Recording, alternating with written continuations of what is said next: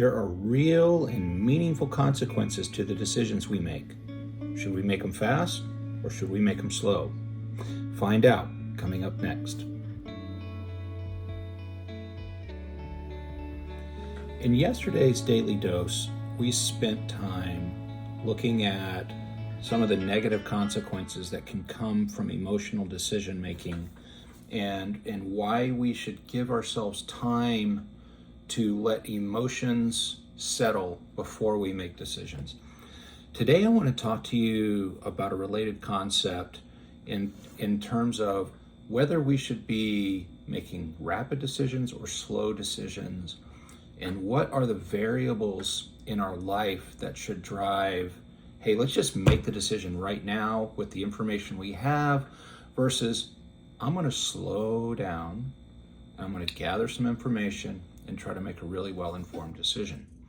So there are two types of kind of time-based decision-making models that I think are really effective. I know that they've helped me a lot in terms of efficiency of decision-making, as well as accuracy of decision-making.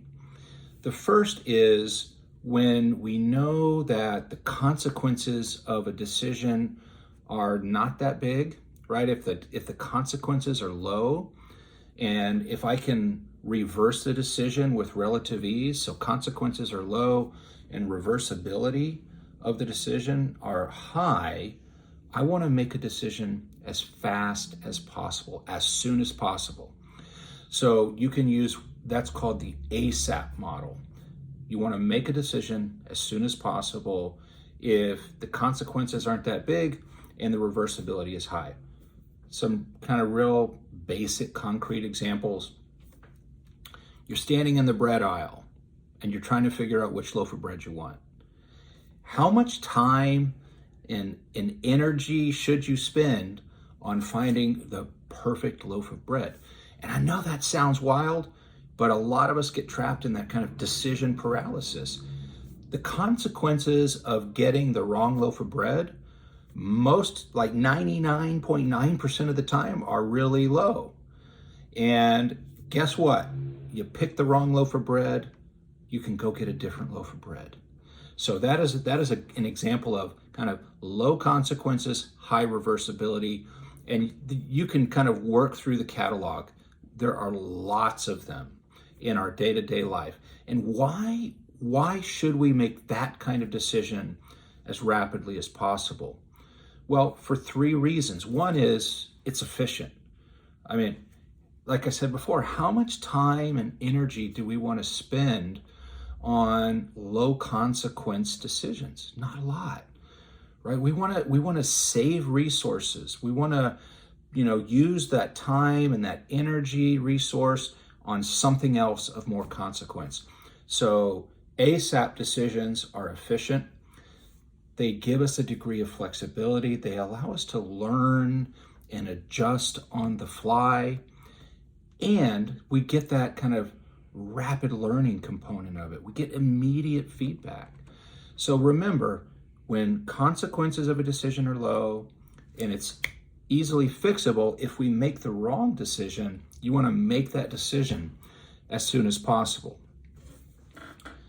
The other side of that is decisions of high consequence and a low reversibility. That is a decision that you want to take as long as possible on, because it's hard to reverse, and if you make the wrong decision, the consequences are really problematic. And we call that an ALAP. So there's ASAP, as quickly as possible, as soon as possible, and ALAP, as long as possible. ALAP is high consequence, low reversibility.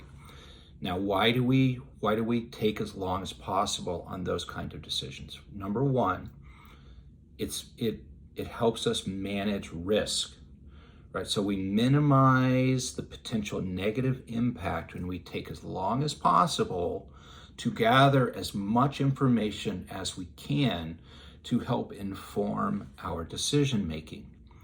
It also gives us time to make sure that the decision we're making aligns with what our long-term goals and objective are.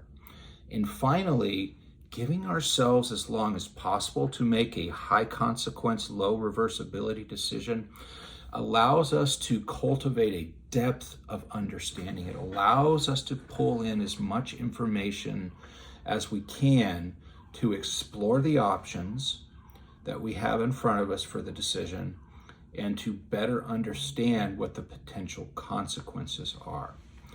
So keep that in mind. Remember, we don't want to make emotional decisions like we talked about yesterday, but we also want to make sure that we're making the right kind of decision for the right type of situation. If it's low consequence, high reversible, we want to make that decision as soon as possible to save resources, to create flexibility, and to produce opportunities for rapid learning. If it's high consequence, low reversibility, we want to take as long as possible to make that decision so we manage risk, we make sure there's good alignment with our long-term objectives, and we give ourselves the time to have a deep understanding of the situation before we make a decision. If you found today's content helpful, take a moment, hit that like button. Before you go anywhere else, if you know anyone else who needs some kind of focused structure to help them with how they make decisions, please share this video with them. And if you haven't subscribed yet, I just ask you to do one more thing before you go anywhere else. Reach out and touch that subscribe button to make sure you get more content just like this in the future. And until next time, please be well.